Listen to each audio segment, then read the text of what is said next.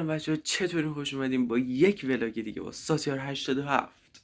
حالا حدس می‌زنین کجا می‌خوایم بریم؟ می‌خوایم بریم کاخ سعدآباد.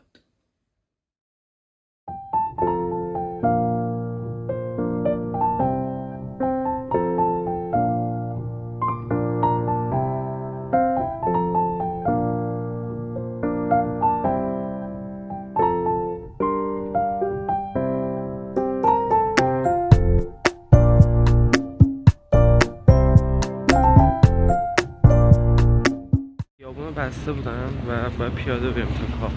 یعنی یک 15 دقیقه فکر کنم راه بود پیاده. دیگه مجبوریم. بچه‌ها اینقدر شلوغه که خدا میدونه. خیلی شلوغه. مثلا این همه آدم میان کاخ سعدآباد چیکار؟ من متوجه هر چیزی نمیشم. اتومبیل‌های سلطنتی و واسه هر کدوم از اینا صف داره. باز اصلا چرا اینقدر شلوغه؟ جمعیت نصف ایران اینجا، از تمام همه شهرستان و همه جا.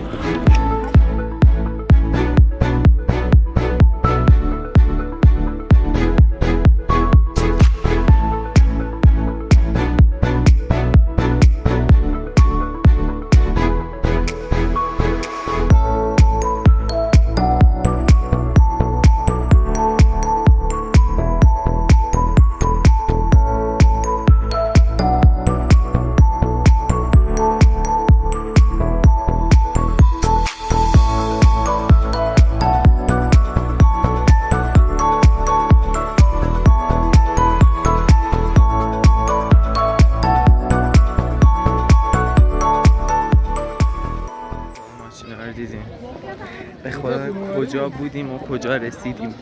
کلاغ بخورمت.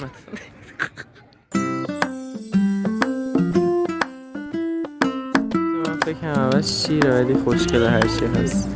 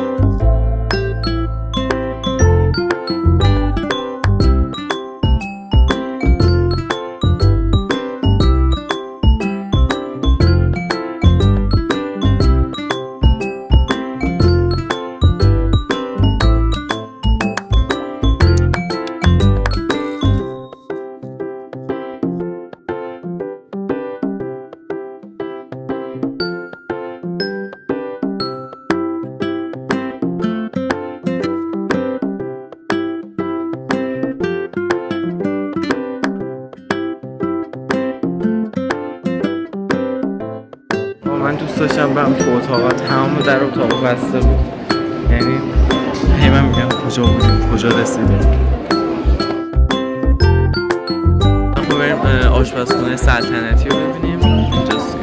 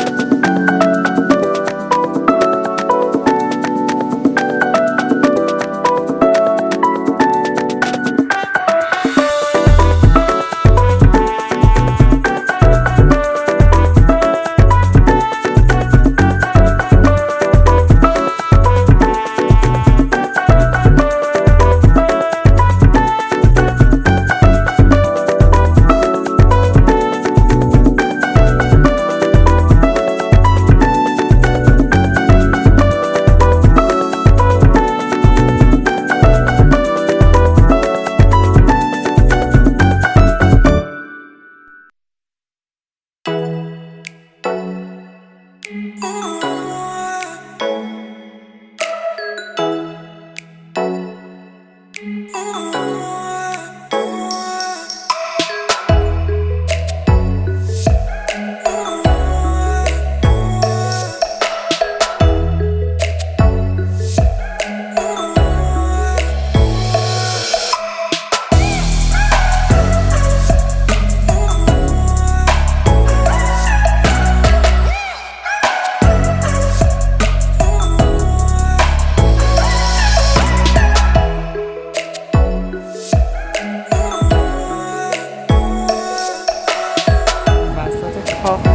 بوده پشماتون بریزه. فقط چیا داشتن، یعنی من دیگه الان پشم ندارم، همه چی ریخته.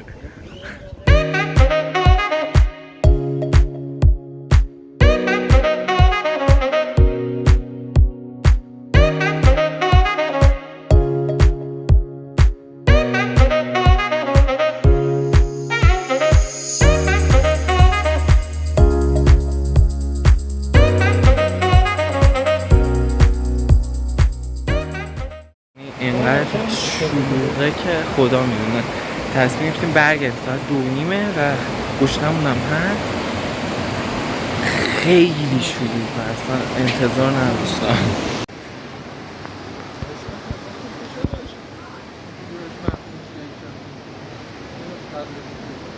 بچه ها ولی خیلی قشنگه، یعنی خیلی باحاله و خیلی شلوغه.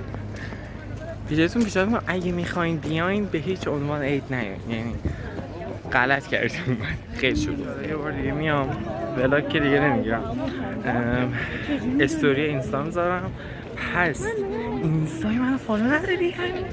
برو فالو کن. بودو توی چیه اسمش؟ یادم رفت.